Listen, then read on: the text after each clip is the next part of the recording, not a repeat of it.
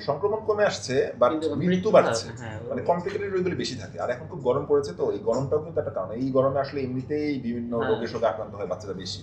Dehydrate থাকে, গরমে কষ্ট পায় এমনি। তো দেখা যাচ্ছে এর মধ্যে যদি আবার হাম হয়, সবকিছু মিলে আরকি আরো বেশি। যেহেতু খুবই প্রচন্ড গরম পড়ছে একটা। সুতরাং বাচ্চাগুলো হামে আক্রান্ত বাচ্চাগুলো আসলে দেখা যাচ্ছে এমনিতেই মুখের ঘা থাকে, খাওয়ার রুচি থাকে না। এমনিতেই তারা খেতে চায় না।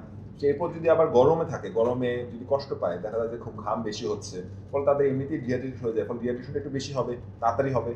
ফলে এই বাচ্চাগুলো হয়তো আরো কমপ্লিকেশনটা রেট একটু বেশি থাকবে। এজন্য যেকোনো হামে আক্রান্ত বাচ্চাদেরকে এখন খুব আলাদাভাবে যত্নশীল হতে হবে। তাদের ফ্লুইড ইনটেক, হ্যাঁ?